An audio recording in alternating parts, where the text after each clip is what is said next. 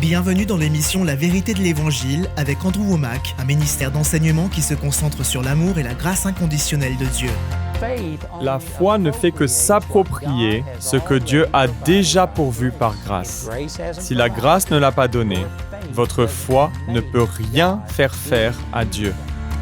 Une fois que j'ai appris que j'avais déjà tout ce que je pensais que Dieu allait me donner, ma situation s'est débloquée. Et maintenant, voilà Andrew. Bienvenue dans notre émission La vérité de l'Évangile. Voilà maintenant 2 semaines que nous avons commencé la série intitulée « Vous l'avez déjà ». C'est l'un de mes enseignements, je l'ai aussi en livre. Le titre est le même, « Vous l'avez déjà » et le sous-titre est « Alors cessez de courir après ».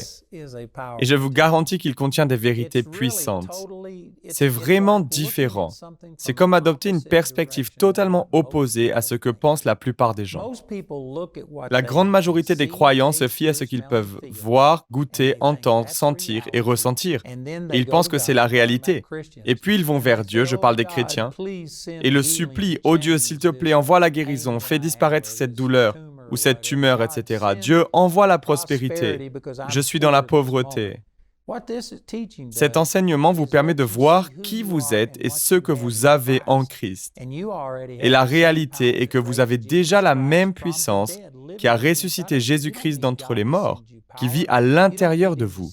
Vous n'avez pas besoin que Dieu vous envoie la puissance, vous n'avez pas besoin qu'il vous envoie la guérison. Vous devez commencer à reconnaître ce qu'il a déjà fait et à libérer cette puissance par votre foi, par vos paroles et par vos actions. Au lieu de parler la maladie, commencez à parler la santé.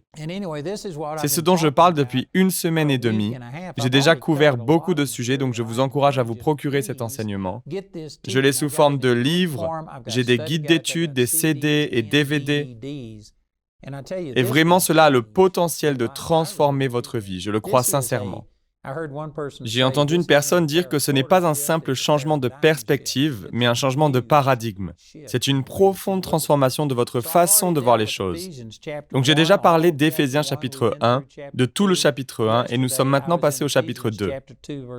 Hier, nous nous sommes arrêtés à Éphésiens verset 8, où il est dit « En effet, c'est par la grâce que vous êtes sauvés par le moyen de la foi, et cela ne vient pas de vous. C'est le don de Dieu, ce n'est pas par les œuvres, afin que personne ne puisse se vanter. » Vous n'êtes pas sauvés par la grâce seule et vous n'êtes pas sauvés par la foi seule. Vous êtes sauvés par la combinaison de la grâce et de la foi. C'est similaire au sodium et au chlorure. Saviez-vous que le sodium, si vous l'ingérez en quantité suffisante, vous tuera? Si vous ingérez du chlorure en quantité suffisante, cela vous tuera également. Mais si vous les mélangez, cela devient du sel et vous en avez besoin pour vivre.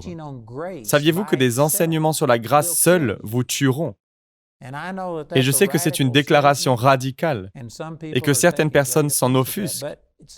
Mais la même chose est vraie pour la foi.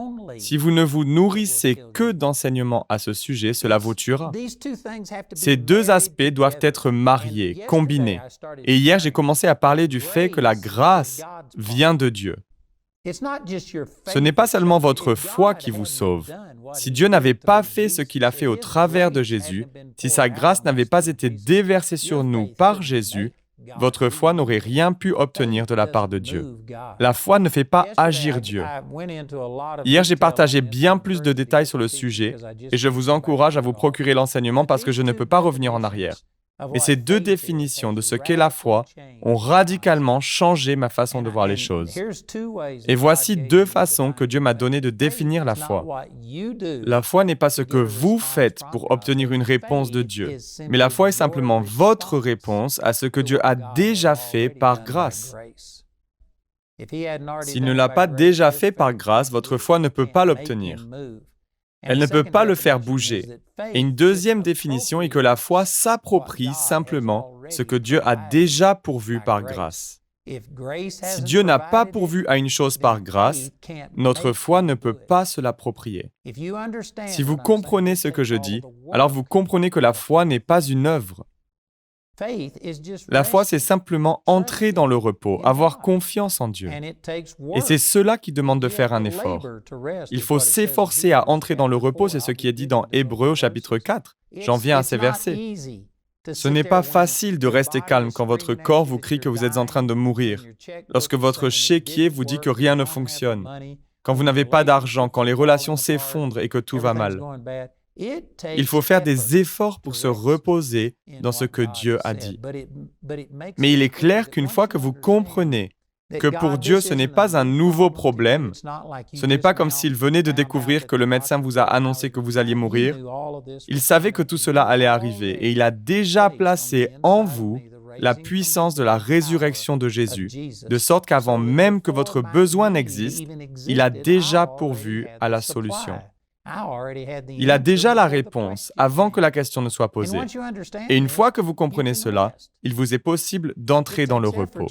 Mais cela demande des efforts. Il faut passer du temps dans la parole, il faut chercher Dieu, il faut prier et en faisant ces choses, vous vous reposez dans ce que Christ a déjà fait pour vous et non dans ce que vous faites pour lui. Et cela enlève toute la pression. Savez-vous que quelqu'un qui dit qu'il est tout simplement épuisé, au bord du burn-out, une personne qui est dans le ministère et qui est tout bonnement exténuée. Et je connais beaucoup de serviteurs de Dieu qui sont fatigués. J'ai d'ailleurs entendu James Dobson dire une fois, et cet homme a un ministère où il s'occupe beaucoup des serviteurs de Dieu qui pour la plupart sont évangéliques. Il se pourrait que ce ne soit pas la même proportion que parmi d'autres dénominations, je ne sais pas. Mais quoi qu'il en soit, j'ai entendu James Dobson dire que 80% de tous les serviteurs de Dieu démissionnent au cours des 5 premières années. Et parmi les 20% restants, 80% sont épuisés, prêts à démissionner, et le feraient s'ils trouvaient un moyen d'y parvenir. Cela signifie donc qu'un très faible pourcentage, certainement autour de 4 ou 5% des serviteurs de Dieu, ne sont pas au bord du burn-out. Et comment quelqu'un en arrive-t-il là? En s'évertuant à plaire à Dieu et en pensant devoir faire quelque chose pour que Dieu réponde. Et beaucoup sont sur ce tapis roulant à essayer de faire toutes ces choses et de mériter les bénédictions de Dieu, au lieu de comprendre qu'elles ont déjà été données. Dieu, tu l'as déjà fait, et quoi que tu m'aies appelé à faire, tu m'as déjà donné l'onction qu'il faut. Tu as déjà tout prévu. Avant que j'en ai besoin, la provision était déjà là. Et si vous vous mettiez à penser ainsi et que vous vous reposiez dans le Seigneur, vous ne connaîtriez pas le burn-out ou l'épuisement. Vous aurez confiance dans le Seigneur, son joug serait doux et son fardeau léger. C'est ce que Jésus affirme dans Matthieu au chapitre 11. Ce sont là des déclarations radicales. Et laissez-moi vous dire aussi que vous n'êtes pas sauvés par la grâce seule. Si vous l'étiez, si vous étiez sauvés seulement par grâce, alors toute personne serait sauvée. Car laissez-moi vous lire ce verset issu de Tite, chapitre 2, au verset 11, où il est expliqué que, en effet, la grâce de Dieu, source de salut pour tous les hommes, a été révélée. Si la grâce seule pouvait vous sauver, alors tous les hommes seraient sauvés parce que la grâce de Dieu est apparue à tous les hommes. Mais comment est-elle venue? Si c'est la grâce, cela signifie que c'est une faveur imméritée, gratuite et offerte. Donc les gens n'ont rien à voir avec cette grâce. Vos propres performances ne déterminent pas si Dieu étend sa grâce envers vous ou pas. Si c'est la grâce, alors c'est une faveur imméritée, gratuite et offerte. Cela n'a rien à voir avec vous. Et la grâce de Dieu, source de salut pour tous les hommes, a été révélée. Elle est venue jusqu'à chaque personne qui n'ait jamais vécu sur cette planète. Saviez-vous que la grâce a été étendue à Hitler? Jésus est mort pour les péchés d'Hitler. Mais pour autant que nous sachions, Hitler n'y a pas répondu positivement. Il n'a pas placé sa foi en Jésus. J'ai entendu dire qu'Hitler aurait prétendu être chrétien, mais par ses œuvres, il a prouvé le contraire. Je ne crois pas qu'Hitler ait été né de nouveau. Il a peut-être professé être chrétien, mais il ne possédait aucunement les vérités du christianisme. Donc pour autant que nous sachions, à moins que quelque chose ne se soit passé dont nous ne savons rien, Hitler, lorsqu'il s'est suicidé en 1945, est allé directement en enfer. Mais ce n'est pas parce que Dieu n'avait pas pourvu à son salut. La grâce de Dieu, source de salut pour tous les hommes, a été révélée. Mais la grâce seule ne suffit pas pour sauver. Si c'était le cas, alors Hitler, Mussolini, Gengis Khan, les pharaons, et ainsi de suite, on pourrait parler de tous les despotes, les gens qui ont assassiné des centaines de millions de personnes, ils seraient tous sauvés parce que la grâce de Dieu est la même pour tous. Mais vous êtes sauvés par grâce au moyen de la foi. Il faut qu'il y ait une combinaison des deux. Vous n'êtes pas sauvés par la grâce seule et vous n'êtes pas sauvés par la foi seule non plus. Vous voyez, si vous ne comprenez pas cela, vous allez placer votre confiance dans vos œuvres en pensant que c'est votre foi qui fera bouger les choses. Je vais croire ce que Dieu dit, je vais le confesser. Laissez-moi lire un verset, il s'agit de Marc, chapitre 11, verset 24. C'est pourquoi je vous le dis, tout ce que vous demanderez en priant, croyez que vous l'avez reçu et cela vous sera accordé. C'est vraiment un passage important sur la foi et j'y crois à 100%. Mais il vous faut l'interpréter à la lumière d'autres Écritures. Vous pourriez prendre ce verset, et si tout ce que vous faisiez était de prendre ce seul passage, vous pourriez arriver à des conclusions qui ne seraient pas bibliques, bien que basées sur une déclaration de la Bible. Vous savez, je crois que toute hérésie ou erreur est simplement une vérité prise à l'exclusion ou au détriment de toutes les autres vérités. Il faut pourtant les comparer et les assembler. Vous savez, la parole dit que vous êtes sauvés par grâce, au moyen de la foi. C'est ce que nous avons lu dans Éphésiens chapitre 2 verset 8. Mais il est également écrit dans le livre de Jacques que nous voyons donc que l'homme est déclaré juste sur la base de ses actes et pas seulement de la foi. Pourtant, dans Romains chapitre 3, il est affirmé en effet, nous estimons que l'homme est déclaré juste par la foi, indépendamment des œuvres de la loi. Cela ressemble à des déclarations contradictoires, à tel point que vous saviez que Martin Luther, l'homme que Dieu a utilisé pour déclencher la réforme protestante, ne parvenait pas à réconcilier Jacques chapitre 2 et Romains chapitre 3. Et à cause de cela, il a été jusqu'à demander et essayer de faire retirer le livre de Jacques de la Bible. Il ne croyait tout simplement pas que c'était la parole de Dieu. Et pourtant, si vous les comprenez, ces deux vérités s'accordent parfaitement. La foi seule sauve, mais la foi qui sauve n'est jamais seule. Si vous croyez vraiment quelque chose, vous agirez en conséquence. Il est expliqué dans Jacques au chapitre 2 que la foi sans les œuvres est morte. Si vous n'agissez pas en fonction de votre foi, alors ce n'est pas une vraie foi biblique. La foi est donc toujours suivie d'action. Jacques chapitre 2 nous montre qu'une foi qui n'est pas assez profonde, assez sincère pour vous faire agir en conséquence, n'est pas une vraie foi biblique. Et cela ne contredit aucunement Romains chapitre 3, qui affirme qu'un homme est justifié par la foi sans les œuvres de la loi. Vous n'avez pas à accomplir les actes exigés par la loi. Vous n'avez pas à mériter le salut, mais il vous faut agir par la foi. Il existe des œuvres de foi. Dans 1 Thessaloniciens chapitre 1 au verset 3, Paul parle du fait qu'ils se rappellent de l'œuvre de leur foi devant Dieu. Donc il y a des œuvres de la loi que l'on peut appeler le légalisme, où vous essayez de mériter quelque chose, de le gagner, de penser que Dieu agit parce que vous l'avez mérité. Cela finira par vous tuer, cela ne marche pas. Mais il y a aussi des œuvres de la foi, où vous ne faites rien pour obtenir quoi que ce soit de Dieu, mais où ce que vous faites est une réponse à Dieu et à la confiance que vous lui accordez. Vous agissez en accord avec votre foi, avec ce que vous croyez vraiment. C'est pour cela que l'on dit que la foi sans les œuvres est morte. La vraie foi biblique entraîne des actions. Donc voyez-vous, il doit y avoir cet équilibre. Certaines personnes, comme Martin Luther par exemple, ont pensé qu'une des deux affirmations était erronée, mais c'est comme si vous aviez une corde tendue. Si vous vouliez marcher sur une corde tendue, vous devez l'ancrer d'un côté, ensuite tirer dans la direction opposée et créer une tension entre les deux points d'ancrage. C'est seulement alors qu'elle sera à même de supporter votre poids. De même, chaque vérité divine dans la Bible a une vérité opposée en apparence, ou ce qui semble être une contradiction, et pourtant elles ne se contredisent pas, elles s'équilibrent. La foi en ce que Jésus a fait, voilà ce qu'est la grâce. Et tout ce qu'il faut faire pour être sauvé est de placer sa foi dans la grâce de Dieu. Mais si c'est ce que vous croyez vraiment, alors il y aura forcément des actions correspondantes. Une personne qui dit « Oh oui, je crois en Dieu, mais j'ai décidé de vivre comme le diable en personne, de consacrer ma vie à Satan et d'aller à l'encontre de tout ce que Dieu dit. » Eh bien, elle se trompe elle-même. Elle ne me trompe pas, elle ne trompe pas Dieu, la foi sans les œuvres est morte. Ce n'est pas la vraie foi si vous n'agissez pas en conséquence. Ceci dit, vous pouvez tout à fait être en train de grandir. Personne n'arrive instantanément à maturité. Donc vous pourriez avoir à faire face à certaines choses.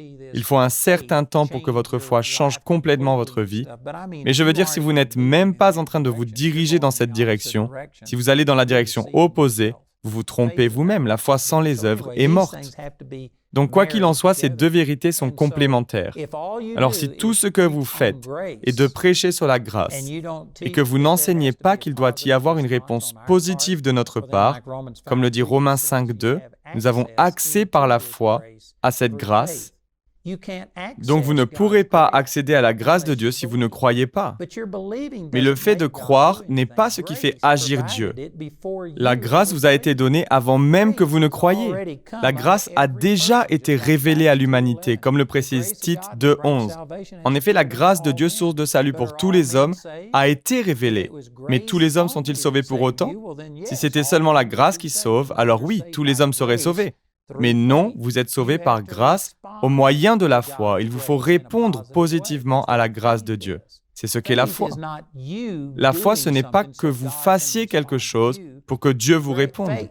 La foi est votre réponse positive à la grâce. La foi ne s'approprie que ce à quoi Dieu a déjà pourvu par grâce. Je sais que je répète souvent les mêmes choses, mais tout le monde ne regarde pas nos émissions tous les jours. Et honnêtement, ces vérités sont si profondes qu'il faut les méditer, il faut les entendre encore et encore afin de pouvoir s'en saisir. Donc ce verset à nouveau, Marc chapitre 11, verset 24, c'est pourquoi je vous le dis, tout ce que vous demanderez en priant, croyez que vous l'avez reçu, et cela vous sera accordé. Si vous preniez ce verset totalement hors contexte et déconnecté du reste, vous pourriez en conclure que, je vais croire que je reçois quand je prie et je vais obtenir ce que je veux. Donc je vais confesser que je vais braquer une banque et qu'ils ne m'attraperont pas. Je m'en sortirai avec 1 million d'euros parce que je base ma foi sur Marc 11, 24. Je confesse de ma bouche et je crois dans mon cœur qu'ils ne m'attraperont pas. Vous savez pourquoi cela ne fonctionnera pas? Parce que Dieu, par grâce, dans son expiation, n'a pas pourvu au vol.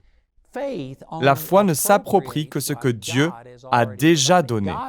Dieu n'a pas pourvu pour que vous puissiez voler, tuer et vous en tirer à bon compte. Donc vous ne pouvez pas utiliser Marc 11, 24 ou tout autre verset pour dire « je vais faire en sorte que cela arrive par ma foi ». Et pourtant ces versets disent bien que vous pouvez avoir tout ce que vous désirez quand vous priez, tout ce que vous voulez. Braquer une banque n'est-il pas inclus dans le mot « tout » ? Le meurtre, le mensonge et le vol ne font-ils pas partie de ce tout? Eh bien oui, mais il y a un juste milieu, un équilibre, car votre foi ne peut s'approprier que ce à quoi Dieu a déjà pourvu. Dieu n'a pas pourvu au meurtre, au mensonge et au vol dans son expiation. J'ai entendu une histoire sur Kenneth Copeland à ce sujet, et Kenneth m'a dit qu'il regardait parfois mon émission, donc je vais faire attention et m'excuser en avance si tous les détails ne sont pas corrects. Mais un de mes amis, Joe Ney, qui voyageait avec Kenneth Copeland, m'a dit qu'il y avait une femme à Arlington, au Texas, qui avait une école biblique et qu'elle enseignait sur ce verset exact, que vous pouvez avoir tout ce que vous désirez. Et cette femme désirait être l'épouse de Kenneth Copeland.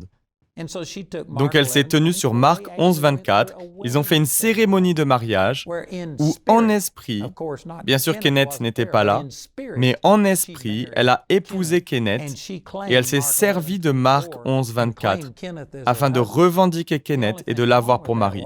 Le vrai problème dans cette histoire est que Kenneth est marié à Gloria Copeland. Et pour régler ce problème, cette femme a tout simplement parlé et déclaré que Gloria allait mourir et s'écarter du chemin pour qu'elle puisse épouser Kenneth Copeland. Bien sûr, la plupart d'entre vous qui suivez ce programme, vous savez que ça n'est vraiment pas bien. Mais pourquoi n'est-ce pas juste? N'est-il pas question de tout ce que l'on demande?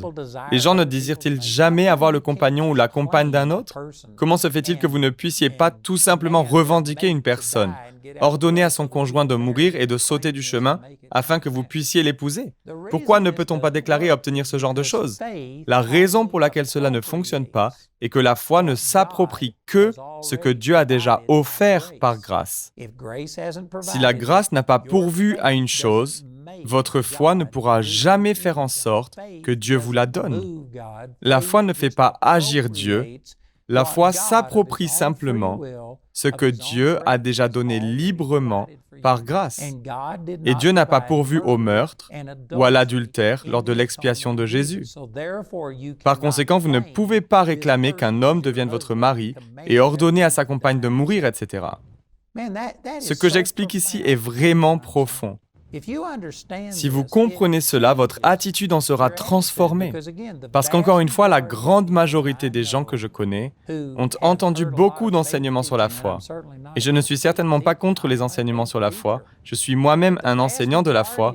Mais la grande majorité des gens pensent que c'est une liste de choses à faire. Je dois confesser telle parole tant de fois. Je dois aller à l'église. Je dois payer ma dîme. Je dois vivre de manière sainte. Je dois faire ceci et cela. Et dans un sens, c'est comme si vous apportiez votre provision. Vous insérez votre pièce dans la fente avant d'actionner la poignée. Et maintenant, Dieu doit pourvoir parce que vous avez fait telle ou telle chose. Seigneur, je donne ma dîme, j'ai fait ceci. Maintenant, c'est à toi d'agir. Non, ce n'est pas une bonne manière de voir les choses. Vos actions ne forcent pas Dieu à faire quoi que ce soit. La foi ne fait que tendre la main et s'approprier ce qui a été donné.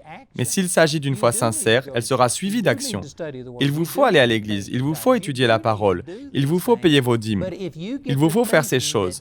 Mais si vous en arrivez à penser que parce que vous avez fait toutes ces choses, maintenant Dieu vous doit quoi que ce soit, alors vous êtes sorti de la foi et vous êtes dans le légalisme sous la loi, et c'est cela qui arrête la puissance de Dieu. Le péché n'arrêtera pas la puissance de Dieu. Le péché donne à Satan un accès à votre vie. Ce n'est pas bon. Je ne le préconise pas, mais Dieu s'est occupé de votre péché. Le péché n'est pas le problème. C'est la foi qui libère et s'approprie la puissance de Dieu. Et si vous sortez de la foi et que vous placez votre confiance dans vos œuvres et dans vos performances en pensant que Dieu vous doit quelque chose, parce que vous êtes plus saint qu'un autre, j'ai fait toutes ces choses, alors maintenant, si tu es vraiment saint, tu te dois de me répondre. C'est cette attitude qui sera un obstacle à la puissance de Dieu. Dieu ne vous donne pas ce que vous méritez, c'est par miséricorde qu'il ne vous donne pas ce que vous méritez. S'il vous donnait ce que vous méritez, vous iriez tout droit en enfer. Même si vous êtes une meilleure personne que moi, personne ne mérite la bonté de Dieu. Au moment où vous adoptez cette attitude, où vous demandez pourquoi Dieu n'agit pas en ma faveur, alors que j'ai fait ceci ou cela, des gens viennent me voir tout le temps et me posent la question, pourquoi Dieu ne m'a pas guéri? J'ai payé ma dîme, je vais à l'église, je lis la Bible, je fais ceci, je fais cela. J'ai fait toutes ces choses et pourtant Dieu n'a pas agi. Le moment où j'entends cela, je comprends d'où vient le problème. Du fait que vous n'utilisez pas votre foi pour vous approprier ce que Dieu vous a déjà donné par grâce. Vous placez votre foi dans vos actions, vous placez la foi en vous-même et vous pensez que Dieu vous doit quelque chose. J'ai fait ce qu'il fallait, alors pourquoi Dieu n'a-t-il pas agi? Ce n'est pas comme cela que ça marche. C'est la miséricorde de Dieu qui fait que vous n'obtenez pas ce que vous méritez. Sinon, vous iriez directement en enfer. Ce que je dis est puissant. J'essaie de vous aider à comprendre que vous l'avez déjà. Dieu, par grâce, a déjà pourvu à tout ce qu'il va faire. Jésus est maintenant assis à la droite de Dieu. Il ne vous guérit pas aujourd'hui. Il vous a guéri il y a 2000 ans. 1 Pierre 2, 24, c'est par ses meurtrissures que vous avez été guéris. Il a déjà pourvu à votre guérison. La puissance qui a ressuscité Jésus d'entre les morts vit à l'intérieur de vous. Vous n'avez pas besoin que Dieu vous guérisse ou libère quoi que ce soit. Vous avez besoin d'entrer dans le repos et de vous approprier par la foi ce que Dieu a déjà fait. Vraiment, cela a transformé ma vie. Cela m'a radicalement changé. Et je sais que si vous recevez ces mêmes vérités, elles changeront votre relation avec Dieu. Permettez-moi de vous dire à nouveau que nous avons ce livre intitulé « Vous l'avez déjà, alors cessez de courir après ». Je vous le dis, cela changera votre vie. Je l'ai en espagnol sous forme de guide d'études, en anglais et en espagnol, et puis nous avons aussi des CD et des DVD. Notre annonceur va vous donner plus d'informations sur la façon dont vous pouvez vous procurer nos ressources, mais je tiens à vous répéter qu'il vous faut saisir ces vérités. Cet enseignement change la donne, il peut changer à jamais votre relation avec le Seigneur et vous en profiteriez tellement plus. Écoutez notre annonceur et appelez ou écrivez-nous dès aujourd'hui. Le programme d'aujourd'hui fait partie de la série « Vous l'avez déjà ». Nous espérons que ce message vous a béni. Notre ligne téléphonique est ouverte aux heures indiquées à l'écran. Appelez-nous si vous avez des questions sur ce programme, si vous avez besoin de prière ou si vous désirez commander l'un de nos enseignements. Vous pouvez nous contacter au numéro qui s'affiche à l'écran. Ce programme a été rendu possible grâce au soutien financier de nos partenaires. Si vous souhaitez devenir partenaire, vous pouvez le faire en appelant ces numéros. La prochaine fois, dans la vérité de l'Évangile, vous savez, il y a beaucoup de chrétiens qui proclament « La parole de Dieu promet ceci et cela. Je me tiens sur ses promesses. » Mais s'ils voient que rien ne se passe, ils affirment immédiatement « Eh bien, la parole de Dieu l'a dit, mais ça n'est pas arrivé. » Mais cela vous montre qu'il faut mêler la parole à la foi. Comme si la foi était l'ingrédient secret, ce qui fait que tout le reste fonctionne. Vous pouvez très bien avoir une Bible et la porter sous le bras. Vous pouvez même citer les Écritures. Mais si vous ne le faites pas par la foi, la parole de Dieu ne libérera pas sa puissance. Elle doit être mêlée à la foi pour que vous puissiez la recevoir. Donc les enfants d'Israël sont sortis du pays d'Égypte, mais ils n'opéraient pas dans la foi. Ils étaient dans l'incrédulité et ils se sont rebellés 10 fois contre Dieu. C'est ce qu'il est dit dans Nombre au chapitre 14. Lorsqu'il est raconté qu'ils allaient rester dans le désert pendant 40 ans et y mourir. Car ils l'ont eux-mêmes déclaré en disant « Si seulement nous étions morts en Égypte ou dans ce désert ». Alors Dieu a dit « Très bien, je vais faire ce que vous avez dit, puisque vous m'avez tenté 10 fois ». Il a dit lui-même qu'ils avaient parlé 10 fois contre lui, lorsqu'ils ont douté qu'il puisse leur fournir de l'eau, et que Moïse a dû frapper le rocher d'où de l'eau est sortie. Ensuite, lorsque l'eau était amère et Moïse a dû mettre du bois dans l'eau, afin de la rendre saine, il se plaignait aussi de ne pas avoir de nourriture à manger. Et Dieu leur a envoyé de la manne. Puis ils se sont fatigués de la manne et ont réclamé de la viande, ce à quoi Dieu a répondu favorablement. Mais quoi qu'il en soit, il y a eu 10 occurrences où ils se sont rebellés contre Dieu. Ce qui montre qu'ils n'étaient pas dans la foi, ils étaient dans l'incrédulité. Et pourtant Dieu avait fait de grandes choses pour eux. Saviez-vous qu'il y a un parallèle direct entre ce récit et nous? Et certains d'entre vous, vous pensez peut-être « Eh bien, je ne suis pas sorti d'Égypte ». Mais nous sommes sortis d'un endroit bien pire, pire que la servitude physique et l'esclavage, car nous étions esclaves du péché. Rejoignez-nous pour plus d'émissions La vérité de l'Évangile.